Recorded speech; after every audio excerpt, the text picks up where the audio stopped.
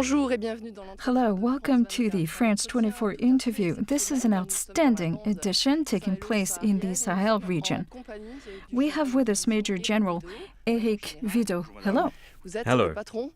You are the commander of French Special Forces, and this is your first public address since you took office. Thank you for choosing France 24.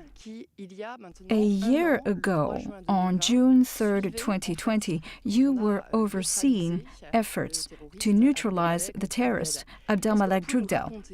What does this mean from a military point of view? And also, since we're lucky to have you with us today, from a human perspective, what does a day like that mean? I don't think we can boil down the entire operation to just what happened on the 3rd of June. It is just the end of a long period of efforts. It's just the tip of the iceberg. It had been in months of preparation, very complex, a lot of intel gathering, monitoring, tracking. It also required the cooperation between the DRM and the DGSI. You mean French intelligence services? Exactly, French intelligence services. We also worked with our allies in the United States. And all of that culminated with us tracking down the head of AQIM in the middle of the desert, alone, by a vehicle. So it was a very long, complex manhunt. It involved many people, many teams. In fact, it really was a team effort. Were you surprised when D-Day happened? Did it come as a surprise? No, not at all, because we'd been following the vehicle for some time. And the day of, we had the vehicle in our sights and we saw that it was approaching the border with Algeria. And so we decided to intercept by day. It was a fast, decisive intervention. In fact, we even had the support of helicopters, and all of that meant that we could get close to the vehicle. Our underlying hope, obviously, was to be able to take Droukdel into custody alive. However, fighting broke out, and that resulted in one person handing himself in. The others chose not to, so ultimately, they were taken down. And unfortunately, we weren't able to take Droukdel into custody. However, overall, it was a resounding success for all, for our special ops forces. After you heard that Droukdel had been eliminated, how did you respond militarily? Did you immediately check for other opportunities and what to do next? So what we do, in fact, is we collect and analyze all of the material, all of the documentation that we seized during the operation. And there was a lot of information that we gathered. Documents, computers, USB sticks. In fact, even today, they're still being analyzed. And all of that helps us understand how these groups operate, their chain of command. And that, further on, helps us arrest future people. It helps us with future manhunts. You like to say, and I like the humility of your approach, that commandos or special forces are strong because they stand united. You all work together as a unit. You can't do anything when you act alone. We, in fact, work quite closely with the Barkhane forces, and we work with some of our partners within the French services. The traditional capabilities of the French armed forces, for example, the drones, satellites, and they provide us intel that we can use. It really is a team effort, and I often talk of Team France. And that's how we can come up with these fantastic results. Obviously, Team France, supported by America. It's kind of the same thing among the special forces. You're all brothers in arms, whether you're a general or a corporal. We've seen you in the field talking to each other. Yes, I mean, we are quite close. I myself, when I was younger, I went through exactly what these men are going through today. So obviously, we can share our mutual experiences. And also, there are fewer levels between each rank, which makes it much easier for soldiers to be able to communicate and talk with their ranking officers. And because we know what is happening in the field and we can understand what our men are going through, well, we can then improve it when we have and if we have the ability to do so. We're hearing gunshots. There's a training ground behind you. This is what you do. This is your bread and butter. You train, train, train. We're always training. And that's because we want to reach a level of perfection in what we do, because that way we can limit wounded and casualties. And because of this extreme training, it makes our operations much easier to carry out. Tell us about counter-terrorism. It's what you do. This is an effort spearheaded by the Special Forces. Now that Droukdel is out of the way, who's in your sights today? Iyad Ag Ghali? Is he a priority target? Quite clearly, Iyad Ag Ghali is our number one priority, because Iyad Ag Ghali is the man behind the attacks in Ouagadougou. He's also the man behind the IEDs placed by terrorists. And he's also the brains behind a number of hostage crises. So he is the man that we must take in, either capture, or if we can't capture him, we will have to neutralize him in the coming months. Have you noticed a change among enemy combatants over the years, from rudimentary and battle-tested to more sophisticated? Well, Operation Sabre has been ongoing for some 10 years now.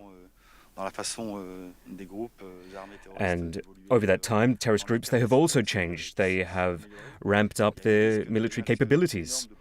And there's also been a lot of bleeding going through from Libya to the Sahel region. And when I say that, I mean there's weapons, capabilities, equipment coming through across the borders, which is actually curbing our superiority in the field. So yes, things have been changing, which it is why it's up to us to always stay a step ahead.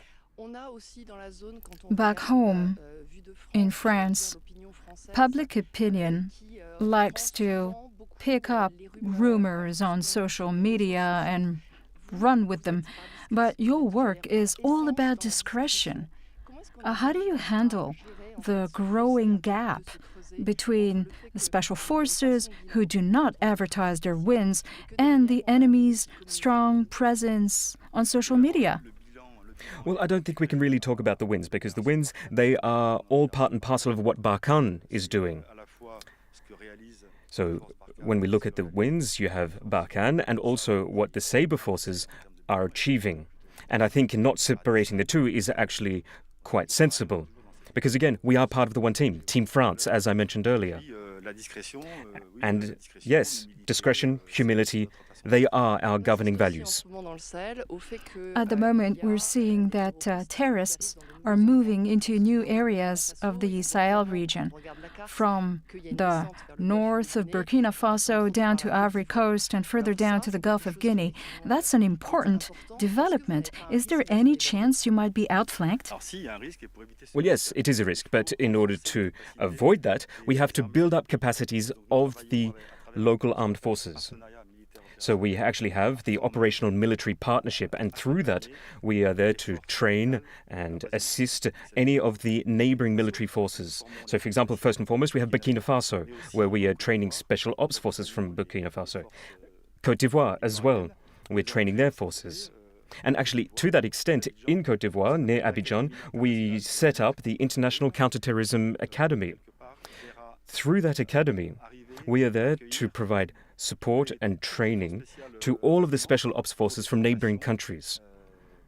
The additional training that they receive there makes them better off in dealing with the terrorist threat in their own country. So that academy was set off by the Special Operations Command, but now it is under the Directorate for Security and Defense Cooperation from the French Ministry of Foreign Affairs. Well, there happens to be another coalition called Takuba. It's a new European coalition that is being formed, and it seeks to provide assistance to Malian forces on top of the support already provided by French special forces. Does this mean the task forces are the way of the future? The Takuba task force is, in fact, a coalition between European special forces and Malian forces. The aim is to train and support them in combat operations, and it is actually under Barkhane command. So our goal was to bring European partners to the table because this is a threat that will also affect Europe one day, and they agreed to come join us in the Sahel region to provide their special ops forces to support. So Takuba actually brings together forces from Czech Republic, Estonia, Italy, Sweden, Portugal, Denmark, and other countries will join us in the coming months and years. The Takuba operation is already underway. 25 successful missions to its name in the Lip-Takuba region. Hopefully we'll be able to increase ranks so that ultimately the Sahel region will become a region that concerns everyone. Mali, as a country, is currently in the throes of instability. Does that jeopardize the continuation of your work? Political instability begets poverty. Our aim is to ensure that there is political stability so that development aid can in fact reach Mali. We are doing everything in our power for this aid to reach the people who need it, so they can be supported and so that they can be free from the clutches of these terrorist forces. So hopefully we'll be able to continue in this vein, but obviously Mali also needs to help us out. One last question. As always, with special forces, weapons are the sinews of war. Terrorist groups today have access to weapons that used to be military use only and are now readily available to civilians. Under the circumstances, how do you adapt and protect your men? Well, it's a never-ending race. We are always seeking to innovate, to adapt, to modernize. So we are always seeking to develop and scale up our weapons and our capabilities. The way we operate and our capabilities are never set in stone. We are always seeking for something new, so that we will always be a step ahead, so that we can always take them by surprise. Many thanks, Major General Vidaud, for this exceptional edition of the France 24 interview. Thank you to our viewers. Enjoy the rest of our programs.